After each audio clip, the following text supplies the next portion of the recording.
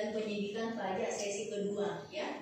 Karena kalian sudah semester 6, sebelumnya kita sudah mempelajari mata kuliah pemeriksaan pajak semester berapa? 3. Semester 3. Jadi untuk semester 2 ini saya akan mengajar, ya, dengan materi yang selanjutnya. Bahan mengajar saya yaitu buku pemeriksaan pajak, ya. Ini mulai dari bab 8 sampai dengan bab 12. Ya, jadi tolong kalian mengadakan buku ini, atau yang sudah ada berarti tinggal mempelajari lagi untuk lebih lanjutnya, dan yang belum punya silakan membeli, ya, buku ini. Oke, bisa? Bisa. Tentu karena ini adalah awal pertemuan, ya. Perkenalkan, saya Sri Nirmalasari, ya, dosen prodi perpajakan, ya, Politeknik Posowa. Dan materi yang akan kita pelajari selama 1 semester ini adalah, ya,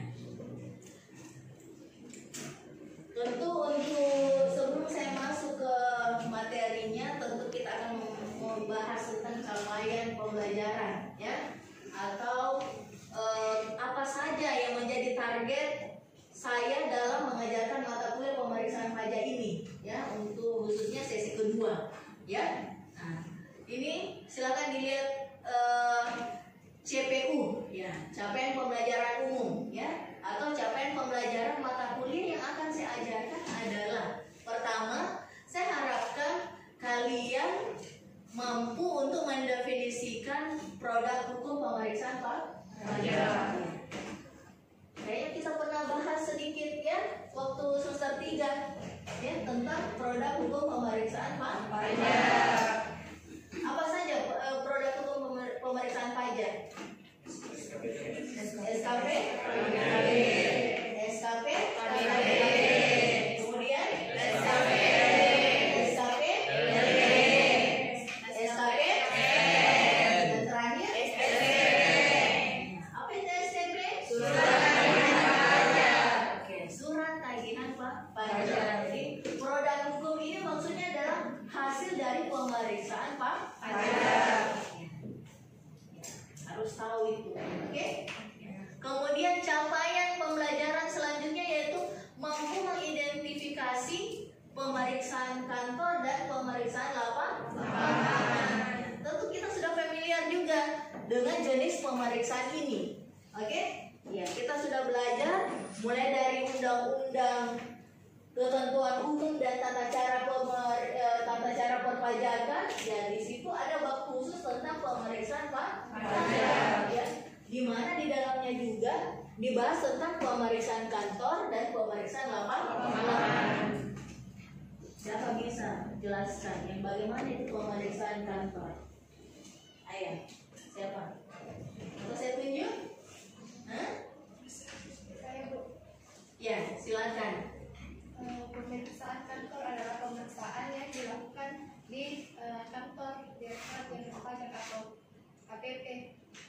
Terus Kemudian pemeriksaan lapangan itu pemeriksaan yang dilakukan di tempat usaha atau tempat usaha wajib pajak. iya, tempat usaha atau biasa dikatakan tempat kedudukan wajib pajak.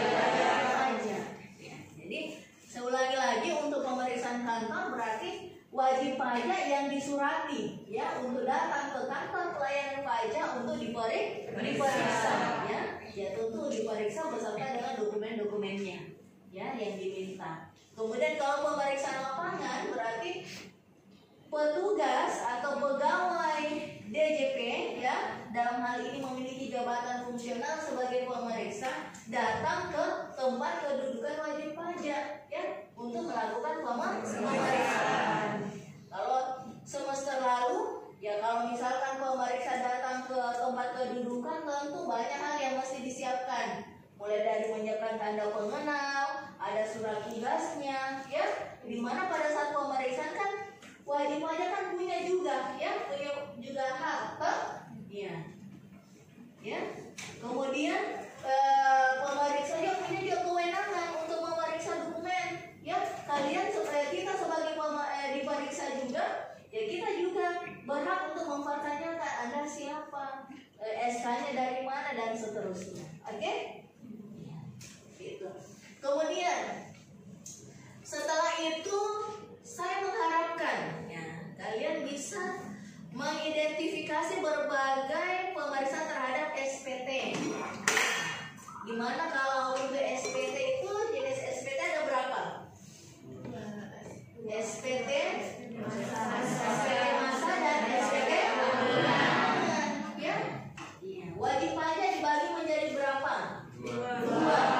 Ada wajib pajak orang pribadi dan ada wajib pajak badan. Ya, jadi semua wajib pajak ini baik orang pribadi ataupun badan, ya, wajib ya hukumnya ya menurut ketentuan perpajakan untuk menyampaikan surat pemberitahuan.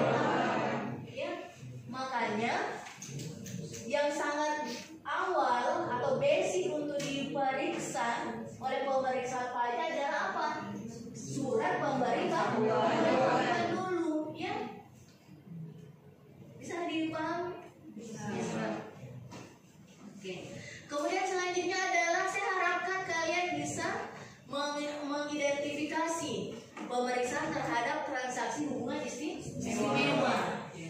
Jadi ada spesifik lagi di mana ada transaksi hubungan istimewa yang mungkin terjadi atau bisa saja ada peluang untuk adanya kecurangan atau fraud, ya, sehingga Direktorat Jenderal Pajak yang merasa perlu untuk melakukan pemeriksaan terhadap transaksi hubungan istimewa. Ya. Hubungan istimewa ini dimaksudnya bagaimana? Ya, ada satu afiliasi, ya, ada satu afiliasi di mana ada anak perusahaan, ada induk perusahaan, ya, ya, mereka bertransaksi. Apakah sama harga untuk transaksi mereka dengan harga untuk transaksi dengan orang yang atau perusahaan yang di luar afiliasi? Contohnya misalkan Bosowa, ya, kita tahu Bosowa kan memiliki grup, ya, Bosowa Group memiliki ya mungkin ada sekitar 50-an ya anak perusahaan, mulai dari mobil, ya, kemudian pendidikan seperti kita, ya, kemudian ada taksi, ada pembiayaan, bahkan mungkin ada bank, kayak gitu, ya.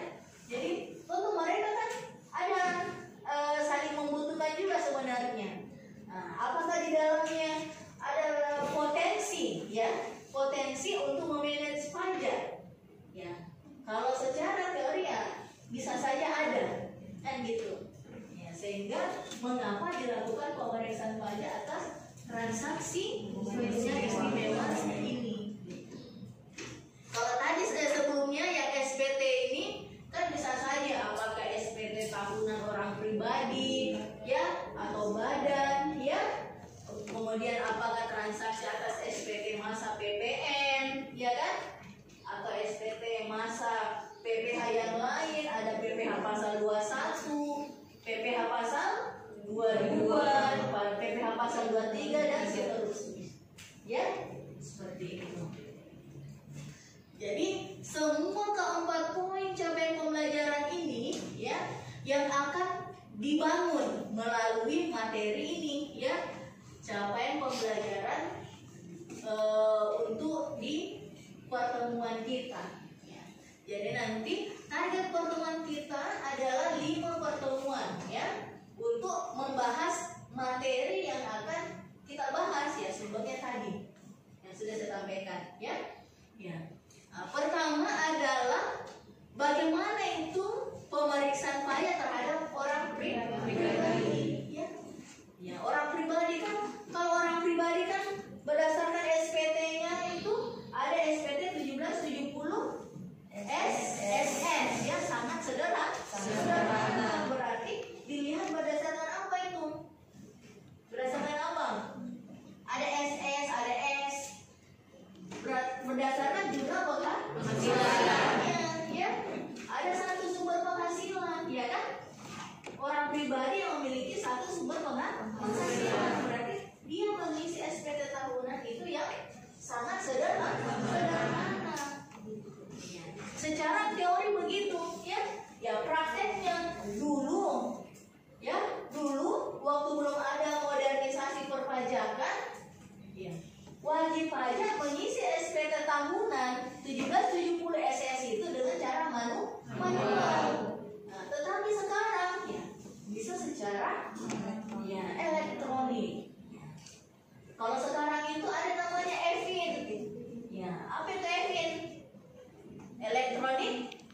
PIN, ya, PIN yang digunakan untuk bisa login secara elektronik, ya, masuk ke website DJP, kemudian login, ya, masukkan EVIN yang sudah kita minta dari kantor pelayanan pajak.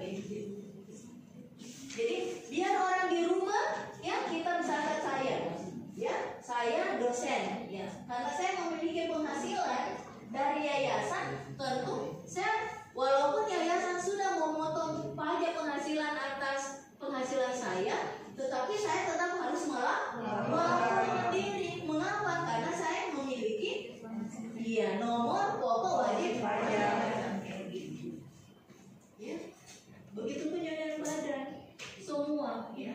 Bahkan sampai PPN, faktur itu juga memiliki nomor elektronik, ya. Tinggal dimasukkan, ada kodenya, ya. Kalau faktur kan apa? Nomor faktur. Iya. Ya. Tentu kalian sudah merasakan nih, ya, faktur itu bagaimana, ya? Ada nomor faktur yang diambil dari DJP, nomor sekian sampai nomor sekian, ya. Berarti hanya kita yang pakai nomor itu, tidak ada yang lain. Oke, ini menjelaskan tentang konsep pemeriksaan pajak terhadap orang pribadi. Kemudian pertemuan kedua, ya, saya mengharapkan kalian mengetahui, ya, bagaimana pemeriksaan pajak terhadap perusahaan atau badan.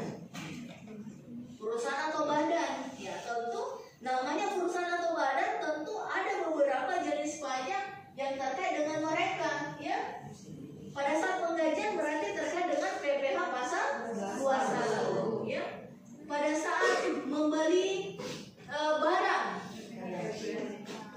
terkait dengan PPN, ya, pajak pertambahan nilai, ya, kayak gitu. Kemudian ada uang, misalkan ada dana dari pemerintah, dana APBD atau dana APBN, berarti PPh pasal 22, ya. Iya, PPh pasal 22, ya, terkait dengan uang, ya, yang digunakan yang bersumber dari APBN atau APBD. Kemudian ada sewa menyewa, ya, PPh pasal 3, ya. Jadi ini badan ini yang melakukan jenis kegiatan itu, di mana kegiatan itu ada yang menjadi objek pajak. Jadi kalian mahasiswa perpajakan, karena kita juga belajar tentang pemeriksaan pajak, harusnya kalian sudah tahu teorinya itu semua, ya. Apa saja yang menjadi objek pajak dalam suatu perusahaan. Kemudian saya harapkan juga dalam satu semester ini, ya, kalian mengetahui konsep pemeriksaan pajak penghasilan, ya, pajak penghasilan. Ada PPh pasal 21, PPh pasal 22, PPh pasal 23, PPh pasal 4 ayat 2, pasal 4 ayat 2, PPh pasal 24, PPh pasal 25, ya. Ada lagi PPh pasal 26, PPh pasal 15 aja, ya. Oke.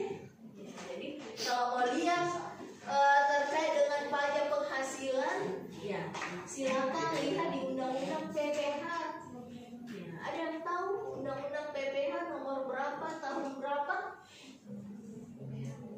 Undang-Undang PPh nomor berapa, tahun berapa? Ayo.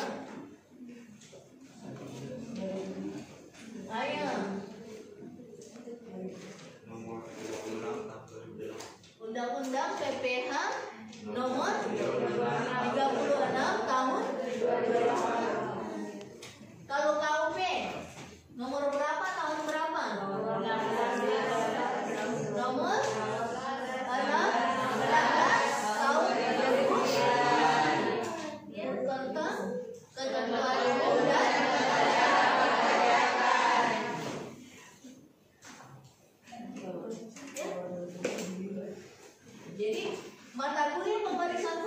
adalah gabungan dari mata kuliah yang sudah kita pelajari sebelumnya plus pengalaman PPI kalian selama 2 semester. Ya, lanjut. Ya, dalam mata kuliah ini juga akan menjelaskan konsep pemeriksaan pajak penerimaan nilai. Masih ada yang tahu Undang-Undang PPN nomor berapa, tahun berapa? Undang-Undang nomor 42 tahun 2009. Iya. Gitu ya. Ya dasarnya harus tahu dulu ketentuannya. Kemudian teknisnya. Undang-undang. Nanti setelah undang-undang kalau mau diatur secara teknis lagi berdasarkan peraturan Menteri Keuangan, ya. Nah, kemudian diatur lagi selanjutnya secara teknis lagi melalui surat edaran, ya.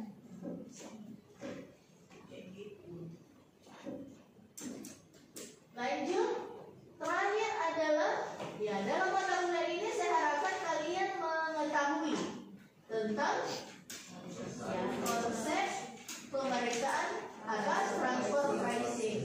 Transfer pricing tadi yang saya jelaskan sebelumnya adalah transaksi yang terjadi ya atas adanya hubungan istimewa. Apakah di sini ada yang memiliki hubungan istimewa? Hah? Hubungan istimewa apa yang kalian maksud dengan yang saya maksud? Hah? Hah? Hubungan istimewa karena kalian adalah satu kelas. Ya. Misalkan kalian ada yang jualan, ya, ada yang jualan. Ya tentu ini harga tomat kayak gitu, harga tomat di bawah. Nanti setelah keluar dari kelas ini, ya kalian jual lagi dengan harga normal misalnya. Berarti itu ya termasuk manajemen, ya. Manajemen harga, otomatis juga manajemen pajak. Misalkan kalau dia adalah objek pajak. Ya, jadi ada transaksi yang merupakan salah satu objek pajak yang di-manage. Ya, namanya manajemen pajak ya. Ya, ada diperbolehkan dan ada yang diperbolehkan. Apa istilahnya itu kalau manajemen pajak yang diperbolehkan? Apa? Apa? Hah? Tax planning. Ya, tax planning itu manajemen pajak. Ada namanya avoidance dan tax saving atau apa? Apa? Avoidance dan apa? Hah? Hah? Treaty atau apa?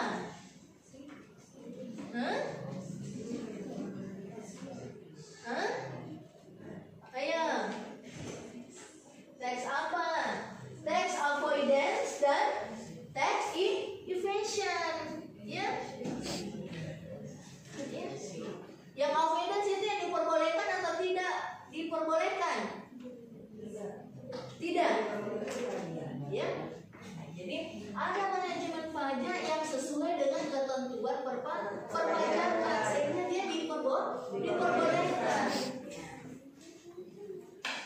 Ya contoh, ya misalnya ya transaksi atas pembelian barang ya yang merupakan objek PPh pasal 22, di mana ada pembelian barang maksimal 1 juta atau 2 juta ya, kayak gitu, dan tidak dipecah-pecah kayak gitu. Dia akan terkena pajak atau menjadi objek pajak kalau satu nota, tetapi dia tidak akan menjadi objek jika terpecah-pecah walaupun nilainya segitu.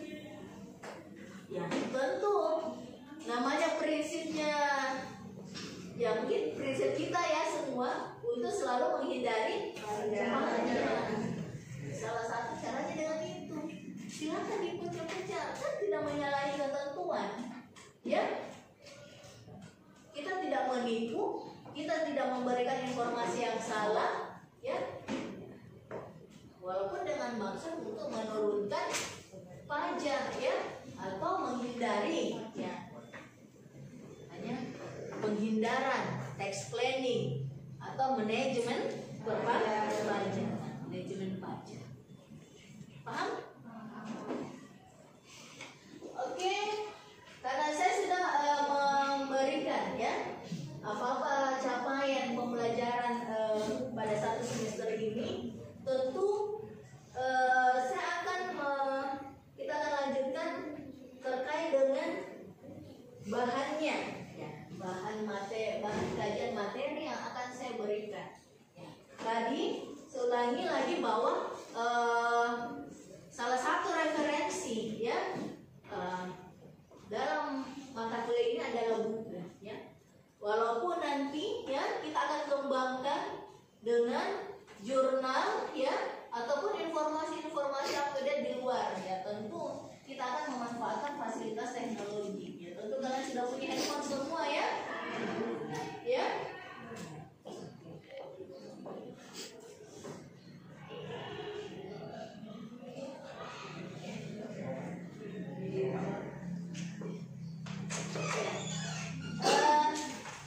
Untuk bahan materi, ya, untuk bahan materi pada semester ini ada tadi pemeriksaan atas SPT tahunan orang pribadi, kemudian SPT tahunan PPH badan, ya, kemudian ada khusus untuk PPH output, ya, tadi, ya.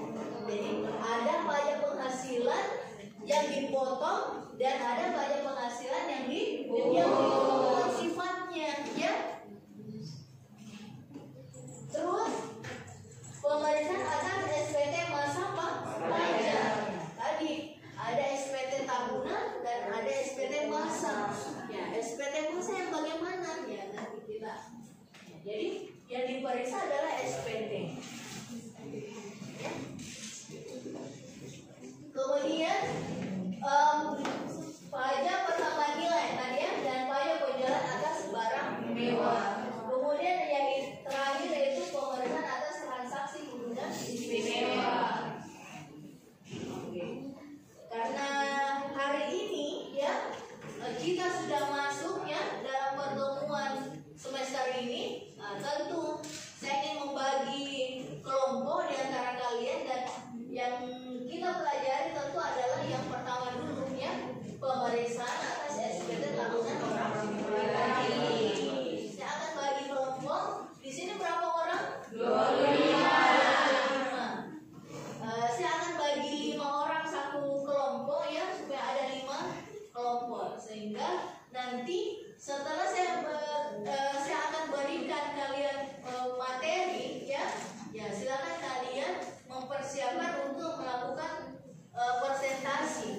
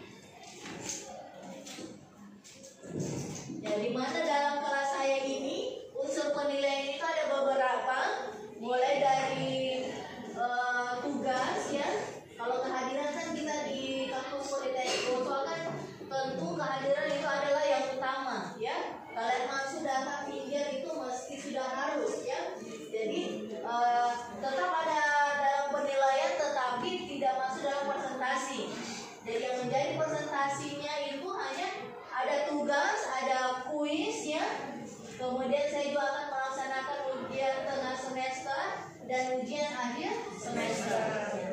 Jadi tolong disampaikan semua tugasnya. Jika ada yang berhalangan hadir, apakah izin atau sakit, nah silakan menyusulnya.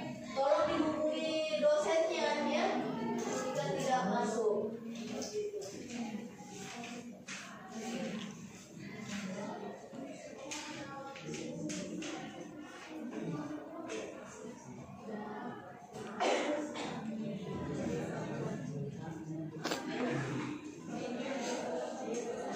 Oke, silakan dibaca dulu materi tadi ya. Saya berikan waktu 5 menit, nanti saya tunjuk siapa untuk kelompok yang presentasi terkait dengan pemeriksaan atas SPT tahunan orang pribadi.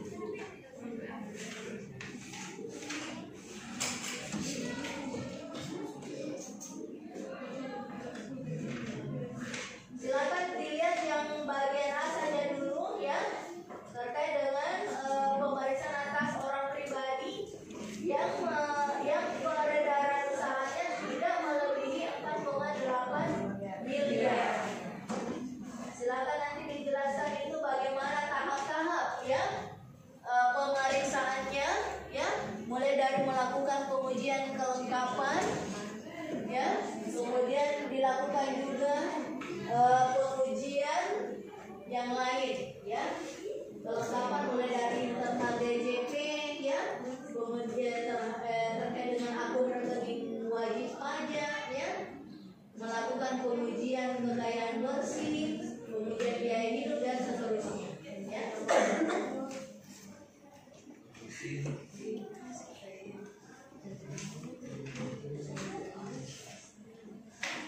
Nanti saya tunjuk satu kelompok yang presentasi dan kelompok lain harus menyimak dan memberikan pertanyaan ya.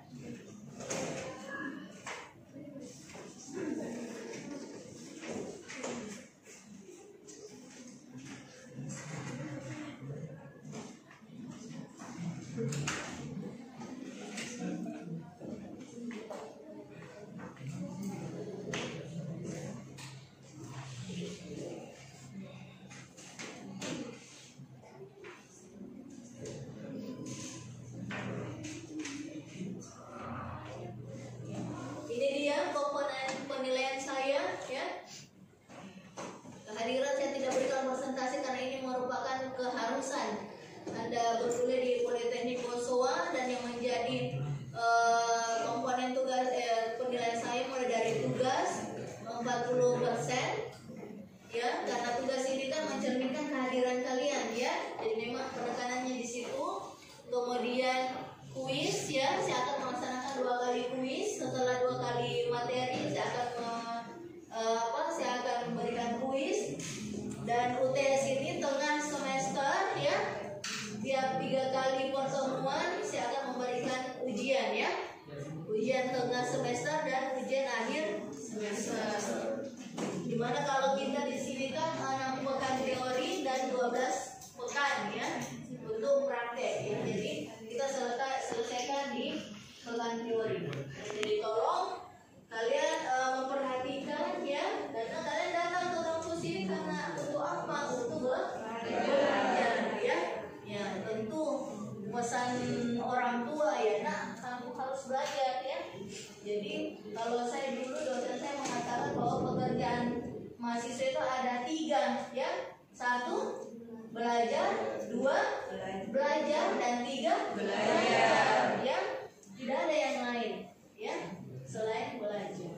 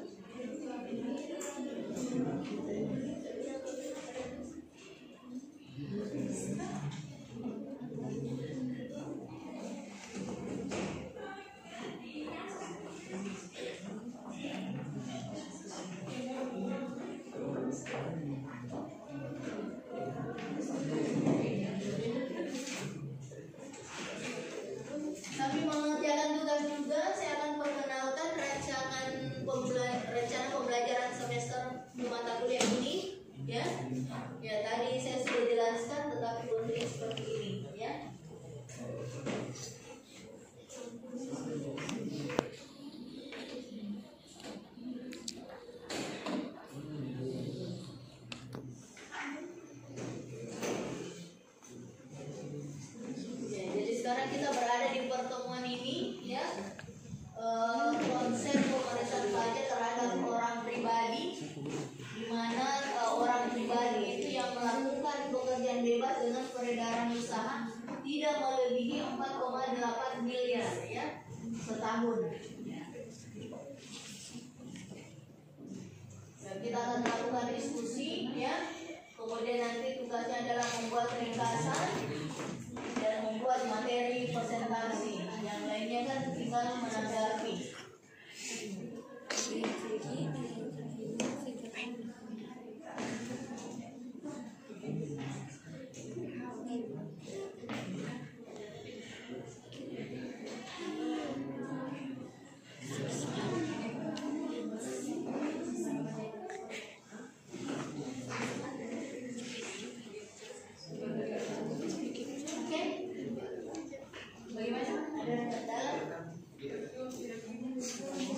Silakan ditanggapi semuanya kalau ini, ya. Kelompok berapa?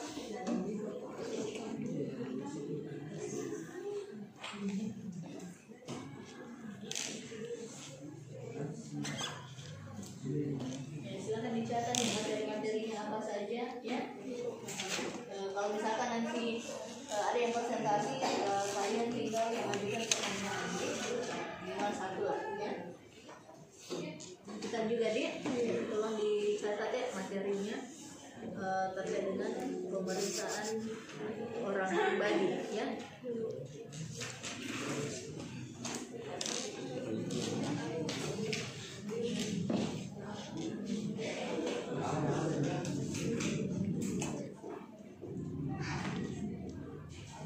Bagaimana kelompoknya? Dibahas tidak? Ini tadi yang materinya kan? Ya, silakan cari referensi lagi membahas tentang itu. Mungkin ada penelitian.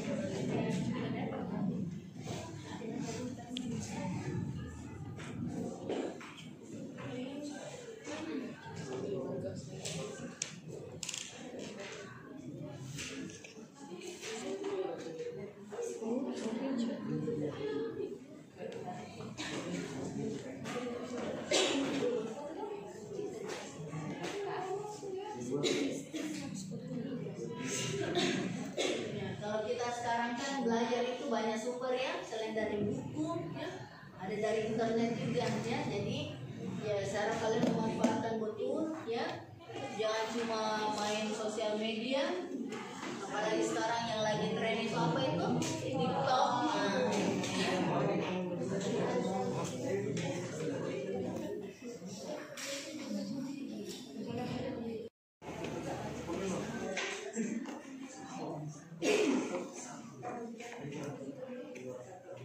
Kalau nanti temannya yang mempresentasikan, tolong ditanggapi yang memberikan pertanyaan.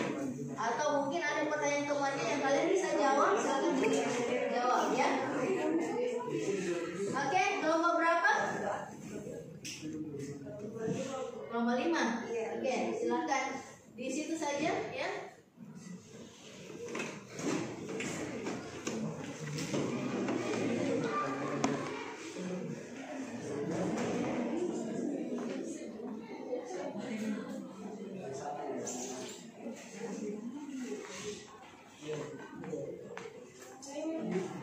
Assalamualaikum warahmatullahi wabarakatuh. Waalaikumsalam warahmatullahi wabarakatuh. Kami dari kelompok 5 akan membawakan materi yaitu pemeriksaan atas SPT tahunan PPH orang pribadi. Untuk mempersingkat waktu, saya berikan ke pemateri 1. Terima kasih atas kesempatannya.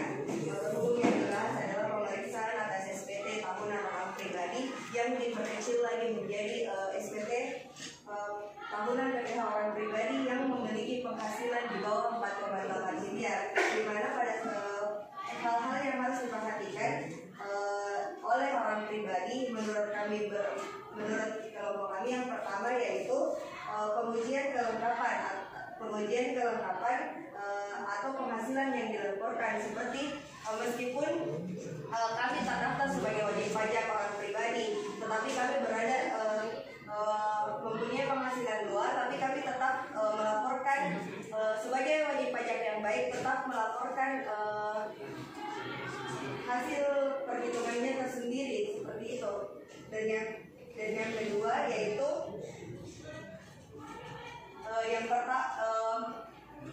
melakukan pemanfaatan data, ya, baik di internal DJP maupun internal pribadi. Pemanfaatan data yang dimaksud adalah DJP sudah pasti ketika mempunyai nomor pokok wajib pajak kita, otomatis dia mengetahui nama kita dan data-data yang lain. Dan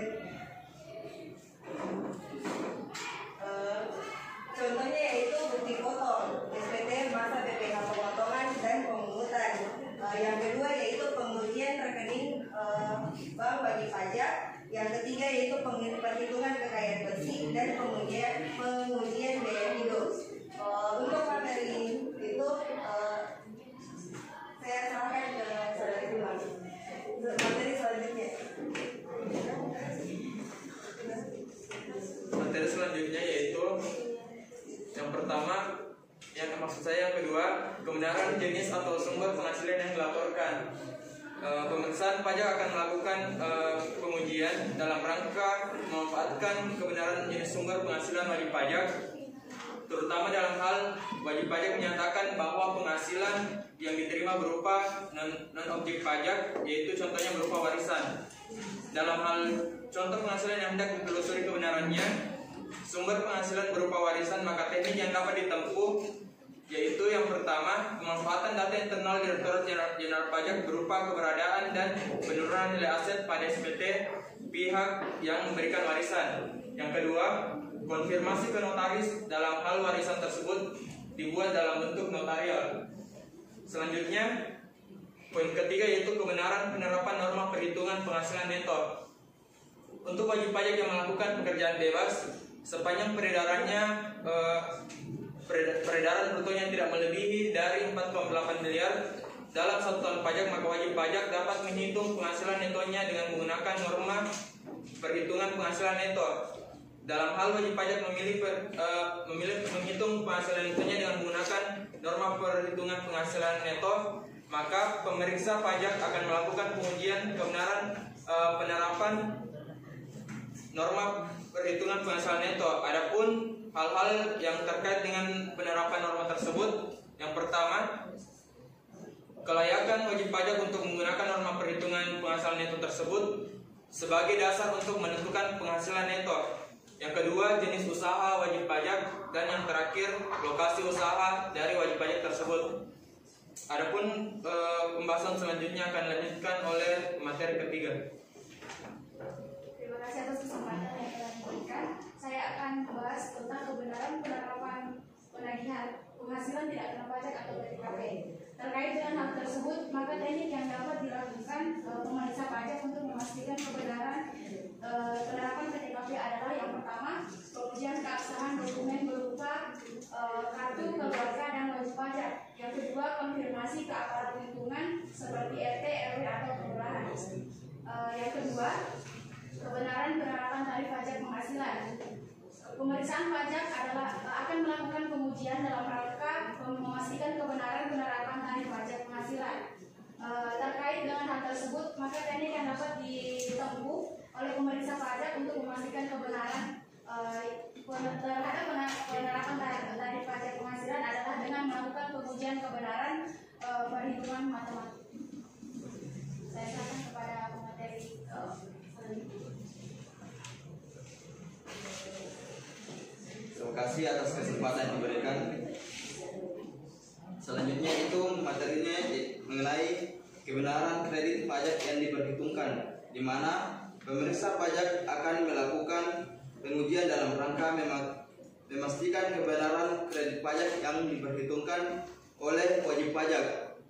Terkait dengan hal tersebut, maka teknik yang dapat ditempuh oleh pemeriksa pajak untuk memastikan kebenaran kredit pajak yang diperhitungkan oleh wajib pajak adalah yang pertama, memanfaatkan data internal Direktorat Jenderal Pajak berupa bukti potong PPh atau surat setoran pajak atau SSP, dan yang kedua yaitu konfirmasi ke pihak pemotong atau pemungut pajak. Selanjutnya saya kembalikan ke moderator. Terima kasih. Jadi itulah tadi pembahasan tentang pemeriksaan atas SPT tahunan orang pribadi, yang lebih khususnya untuk orang pribadi yang peredaran usahanya tidak lebih dari 4,8 miliar. Terima kasih. Per tahun. Oke, sudah? Ya. Silakan yang ingin bertanya. Kelompok berapa? Silakan berdiri, sebutkan nama kelompoknya. Pertanyaannya. Yang lain silakan dicatat pertanyaannya, dan kalau bisa ada yang menanggapi silakan, ya. Terima kasih atas kesempatan yang diberikan. Perkenalkan, nama saya Diansyah dari kelompok 2. Pertanyaan saya itu sanksi apa saja yang dikenakan apabila terlambat melaporkan SPT tahunan orang pribadi?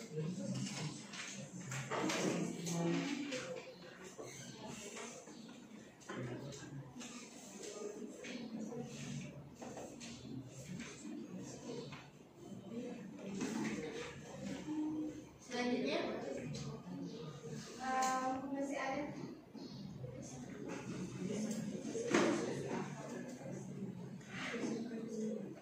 Masih ada yang mau bertanya?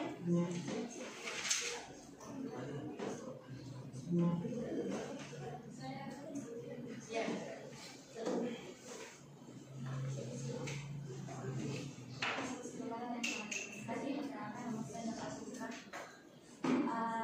Saya yang bertanya dari kelompok 1.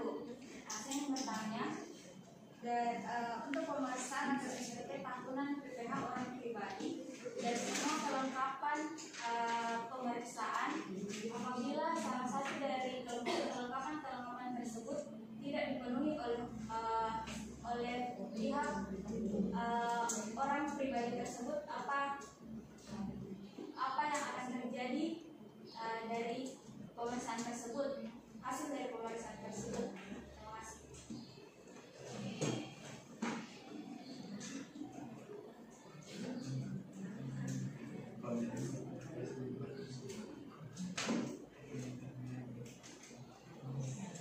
Baik, cukup. Silakan dijawab, atau mungkin ada kelompok lain yang ingin menanggapi deh pertanyaan temannya. Tadi Andri bertanya tentang apa sanksi, ya. Kalau Alvira tadi bertanya tentang kelengkapan. Ya. Jadi mana kalau dalam pemeriksaan pajak, ya tentu ada beberapa persyaratan administrasi yang mesti dipenuhi, ya. Tetapi untuk awalnya bahwa wajib pajak diberikan sanksi, ya. Secara ketentuan, ya nanti kamu akan misalkan wajib pajak akan diberikan sanksi jika dia melanggar ketentuan perpajakan. Apakah dia terlambat, ya? Apakah dia tidak membayar, terlambat melapor, ya, dan seterusnya. Kalau sekarang kan kita berada di Maret 2020 sekarang, ya. Berarti saat ini adalah masa-masa pelaporan pajak, ya. Nah, untuk orang pribadi misalkan saya, ya. Saya adalah wajib pajak orang pribadi.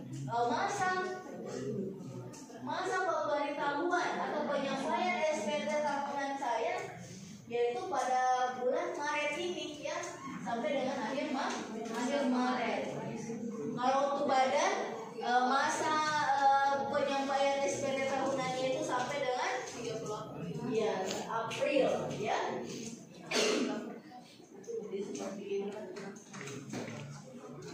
Terus perlu jadi diingat bahwa pemeriksaan itu, ya, bukan hanya dikatakan mau restitusi, ya, baru diperiksa, ya. Tidak pernah bayar pajak, setelah datanya dilihat baru diperiksa, tidak, ya. Tetapi ada juga dilakukan petugas pemeriksaan di kantor pelayanan pajak itu melakukan pemeriksaan secara rutin. Itulah yang atas SPT kita, ya. Walaupun misalkan saya sampaikan SPT dengan hasil nihil karena kan sudah dipotong ya. Nah, SPT saya tentu akan dicek kembali di KPP di sana ya. Oh, ini si wajib pajak atas nama Sri Nirmalasari dengan hasil nihil ya. Dia dengan satu sumber penghasilan misalkan. Atau si siapa Gilang misalkan ya. Gilang dia penghasilannya ternyata lebih besar, tetapi kenapa dia nihil? Harusnya secara hitung-hitungan mungkin logika DJP tidak nihil, sehingga dia diperiksa kembali ya, dicek kembali ada apa dengan SPT-nya kayak gitu. Jadi asalnya dari situ. Oke, sudah? Ya, silakan. Untuk pertanyaan saudara Harian sebut tentang sanksi apa yang dikenakan apabila terlambat melaporkan SPT tahunan orang pribadi. Seperti yang kita pelajari bahwa apabila kita terlambat dalam melaporkan SPT tahunan, maka akan dikenakan sanksi administrasi berupa denda, yaitu sebesar 2% dari pajak penghasilannya, yang dimana keterlambatan itu terhitung dari 1 bulan penuh. 1 bulan penuh. Jikalau dia terlambat 10 hari dalam waktu 1 bulan itu, maka akan tetap diperhitungkan senilai 1 bulan. Seperti itu. Silakan, ada tanggapan mungkin deh? Ada. Yang lain mungkin ada tanggapan atau pertanyaan lanjutan terkait dengan sanksi? Sudah? Oke? Ya, silakan dilanjutkan lagi pertanyaan selanjutnya. Terima kasih. Saya akan menjawab pertanyaan dari Alvira dari kelompok ke-1. Yang pertanyaannya itu apa yang terjadi apabila dalam hal pelaporan kelengkapan berkas itu tidak lengkap. Menurut kelompok kami, apabila dalam proses pelaporan pajak tentunya dokumen-dokumen penting yang terkait dengan pelaporan itu harus dilengkapi. Apabila dokumen tersebut tidak lengkap, maka proses pelaporan tidak dapat dilaksanakan. Seperti itu. Saya kembalikan kepada saudari Alvira. Ya, bagaimana tanggapannya? Iya apa? Diterima. Apanya diterima? Coba ulangi. Berdiri kembali. Kalau kelengkapan berkas untuk pelaporan itu harus dilengkapi. Apabila tidak dilengkapi, maka proses pelaporan tidak bisa dilaksanakan. Mungkin saya perhalus sedikit ya, bukan yang tidak bisa dilaksanakan, tetapi menghambat ya. Kan pemeriksa pajak kan tentu, saya mau dokumen ini, saya mau dokumen ini, saya mau dokumen ini. Kalau ternyata dokumen itu tidak ada, ya bagaimana caranya saya mau mengaudit kan kayak gitu. Nah, tentu Anda menghambat pemeriksaan. Walaupun tetap dilaksanakan, tentu ada saja kekurangannya ya. Yang mungkin dia mau cross check, yang mungkin dia mau konfirmasi kembali, ya tentu akan mengurangi lagi ya. Biasanya kayak gitu. Baru kan pemeriksa biasanya kan berdasarkan feeling. Ya dia rasa bahwa di situ ada potensi, dia akan gali terus. Anda tidak lengkapi berarti dia tambah penasaran. Mungkin dari sisi lain dia akan menelusuri. Makanya kalau audit itu kan ada tracing, menelusuri, mengkonfirmasi ya, menghitung kembali dan seterusnya. Begitu pun juga dari pemeriksaan pajak ini. Tentu terkait dengan pajak. Sudah? Sampai di sini ada pertanyaan lagi? Oh ya, silakan. Mau bertanya kemana? Ke saya atau ke kelompok tadi? Ke kelompok tadi. Iya, silakan. Satu lagi ya. Terima kasih atas kesempatannya. Saya dari pertanyaannya itu bagaimana jika dalam pelaksanaan pemeriksaan lapangan atau kantor wajib pajak tersebut tidak berada di tempat atau tidak dapat ditemukan, apakah pemeriksaan masih bisa dilakukan atau tidak? Dan jika masih bisa dilakukan, bagaimana cara pemeriksaannya? Kasih. Silakan kita dapetin.